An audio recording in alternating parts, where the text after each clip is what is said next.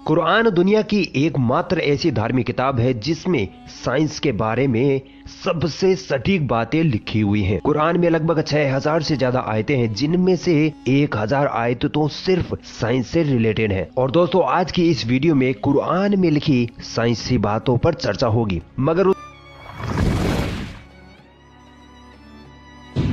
एक लंबे समय तक यूरोपीय वैज्ञानिकों का मानना था कि पृथ्वी सृष्टि के केंद्र में है और सूरज, चांद और बाकी सारे ग्रह पृथ्वी के चारों ओर परिक्रमा करते हैं, यानी चक्कर लगाते हैं। इसे जियोसेंट्रिज्म थ्योरी कहा गया। फिर 1512 ईस्वी में निकोलस कोपरनिकस ने बताया कि पृथ्वी नहीं बल्कि सूरज सृष्टि के केंद्र में है और पृथ्वी समेत सारे ग्रह उसके चक्कर लगा रहे हैं। 1980 के दशक तक विज्ञान यही मानता रहा कि सूरज हिलता डुलता नहीं है, यानी ना तो सूरज किसी ग्रह के चक्कर लगाता है और ना ही वह अपने अक्ष पर घूमता है। मगर बाद में साइंस ने यह खोज कर ली कि सूरज भी बाकी ग्रहों की तरह अपने अक्ष पर घूमता है और सूरज को अपने अक्ष पर एक पूरा चक्कर लगाने में लगभग 25 दिन लग जाते हैं। अब जरा देखिए कि कुरान ने सूरज के बारे में ये बात 1400 साल पहले ही बता दी थी। कुरान में लिखा है, और वही अल्लाह ही है जिसने रात और दिन की रचना की और सूरज और चांद को बनाया। सब एक एक फलक में तैर रहे हैं। आखिरी लाइन पर गौर करिए, सब एक एक फलक में तैर रहे हैं। दोस्तों, वीडियो को ध्यान लगाकर देखते रहिए, बहुत ही शानदार बात बताई गई है इस आयत में। कुरान की इस आयत में अरबी शब्द यसबहुन प्रयुक्त हुआ है, जो कि शब्द शबहा से बना हुआ है। शबहा का मतलब होता है कोई ऐसी वस्तु जो अपने ही स्थान पर धीरे धीरे घूम रही हो। सूरज के साथ यसबहुन शब्द का आना यह प्रमाणित कर रहा है कि सूरज भी अपने अक्ष पर घूम। को सब्सक्राइब नहीं किया तो सब्सक्रिप्शन का बटन दबाकर सब्सक्राइब कर लीजिए और बेल आइकॉन को भी क्लिक कर लीजिए ताकि आपको आइंदा तमाम आने वाली वीडियोस इशारतन मिल सकें। अब जरा दिमाग के घोड़े दौड़ाइए और सोचिए, क्या 1400 साल पहले लाखों करोड़ों किलोमीटर दूर की इतनी सटीक बात कौन बता सकता है?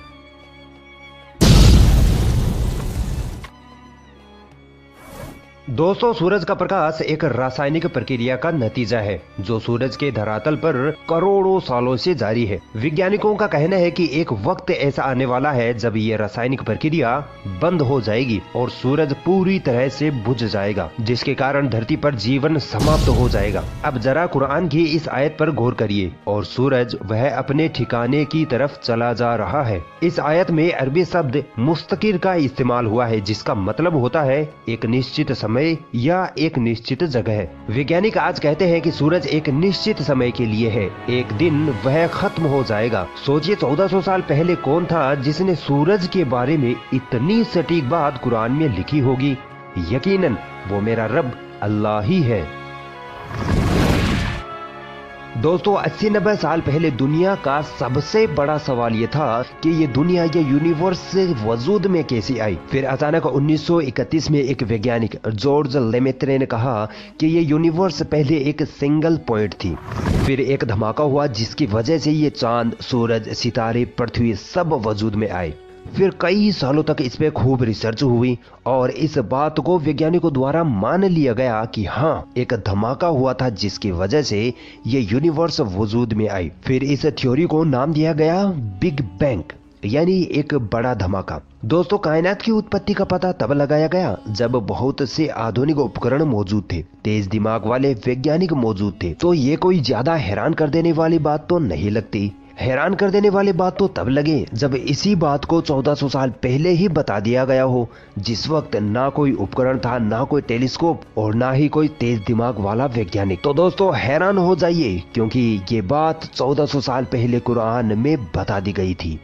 कुरान में सृष्टि की उत्पत्ति के बारे में क्या लिखा है, जरा गौर से सुनना। क्या वे लोग जिन्होंने इनकार कर दिया है ध्यान नहीं देते कि यह सब कुछ आकाश और धरती परस्पर मिले हुए थे, फिर हमने इनको अलग किया। कुरान की इस आयत और बिग बैंग के बीच आश्चर्यजनक समानता से इनकार नहीं किया जा सकता है। बिग बैंग भी यही बताता है कि पहले आकाश और धरती परस्पर मिले हुए थे और एक धमाके के कारण ये सब कुछ अलग हुए, और कुरान की ये आयत भी हमें यही बता रही है।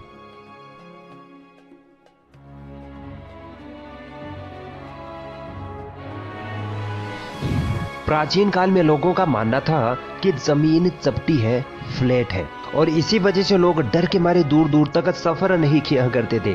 वे सोचते थे कि कहीं जमीन का किनारा ना आ जाए और कहीं हम खाई में ना गिर पड़े। सर फ्रांस डेरिक वह पहला व्यक्ति था जिसने 1597 ईस्वी में धरती का समुद्र के मार्ग से चक्कर लगाया और यह सिद्ध किया कि जमीन गोल है। याद रहे, जमीन का गोल होना आज से सिर्फ 400-500 साल पहले ही पता चला है।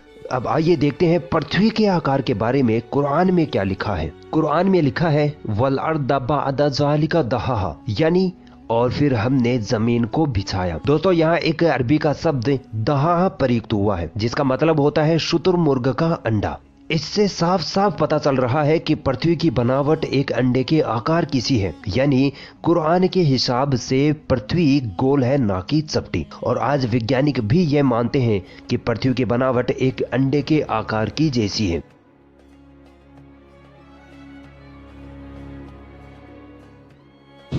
दोस्तों, लोग पहले ये सोचते थे कि चांद की जो रोशनी है वो चांद की खुद की रोशनी है, मगर आज साइंस हमें ये बताती है कि चांद की रोशनी उसकी खुद की रोशनी नहीं है, बल्कि सूरज से ली हुई रोशनी है। यानी सूरज का प्रकाश जब चांद पर पड़ता है तब हमें चांद चमकता हुआ दिखाई देता है। मगर ये अद्भुत बात कुरान में 1400 साल पहले ही बता दी गई थी। कुरान में लिखा है वही है जिसने सूरज को उजालेदार बनाया और चांद को चमक दी। इस आयत में सूरज के लिए अरबी शब्द शम्स इस्तेमाल हुआ है जिसका अर्थ होता है सुलगता हुआ चिराग या मसाल या दिया।